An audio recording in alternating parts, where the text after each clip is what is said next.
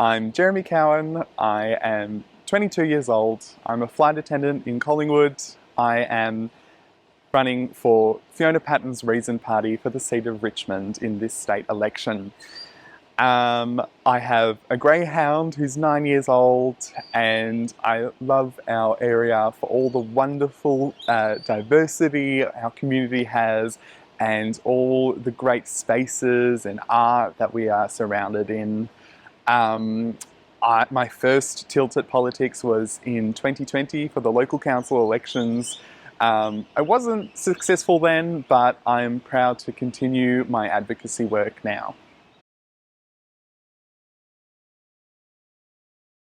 So my vision for the streets of Richmond is one of fairness and equity. Making sure that our streets are a place that everyone can access and use and move through. We all want children to be able to walk to school safely. We all want people with disabilities to be able to move through our streets safely. And I think that's my priority. I also want streets to be to focus on pedestrians and people moving through them in interactive spaces where you've got restaurants and seating and separated bike lanes. That's my priority for the streets of Richmond. So the values that will guide my policy making is very simple. It's compassion and evidence-based policy.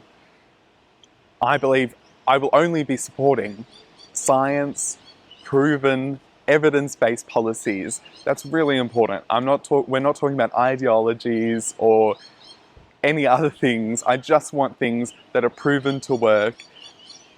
So I'm supporting evidence-based policies. I'm also supporting compassionate policies, things that are compassionate. I'm all about looking after the most vulnerable in our communities.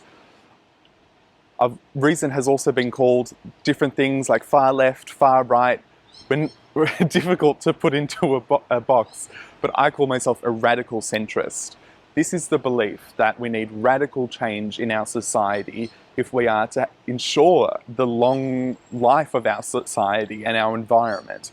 But I'm also a centrist, which means that I believe in bringing everyone together, whether they're from the left, from the right, and finding common ground to go forward. What makes a beautiful street is very personal for different people, and I think that's the first thing to start with. Some people love the nature because they live in an apartment and they don't get any of that around them. Some people love the ability to just ride their bikes safely through the streets. So I think it's very personal, but I think we can all agree that a beautiful street is one with nature, and that is one that isn't overrun with trucks and cars. I think everyone innately knows, if we think about it, what a beautiful street is. We've all been on one before, ones that have liveliness and activity and people going through and engaging with the space. And that's what I think a beautiful street is.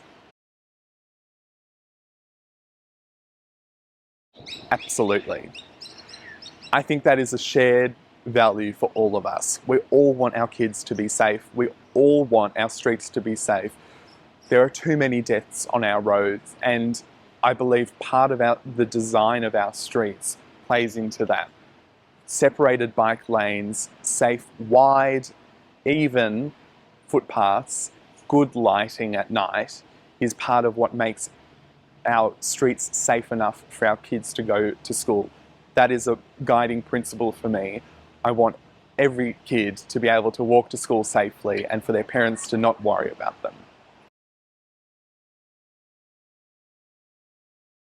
So I'm advocating for a fully funded statewide cycling strategy that ensures the implementation and extension of existing bike routes and bike highways to connect various centres of employment and education all together with separated bike lanes. That's really important. We're also advocating for more bike racks on trams and buses and trains so people can connect from buses to trains to biking. It's all about that last mile. I'm also supportive of the e-scooter trials that's currently going on in the city of Yarra, but I understand that there is more work to do there. So I would look at dedicated parking for e-scooters to clear up the sidewalks. So my key takeaways from this is the state saying we want to be an inclusive, prosperous and environmentally responsible state. I think that's really important, and that's the key point of the Act. So that to me says easy connections between walking, cycling, trains, buses and driving. It says to me a focus on active and public transport as opposed to cars. I'm really well aware that I'm going to have to change my own practices. I currently drive to work. It's a 30-minute drive. On public transport, it takes about an hour and a half. I'm well aware that I need to change my practices to suit the future of our state. So that means prioritising public transport and active transport as opposed to cars. So I'm really looking at the equity, the fairness. Everyone can get on a tram. Not everyone can drive. So that is my interpretation of the Act.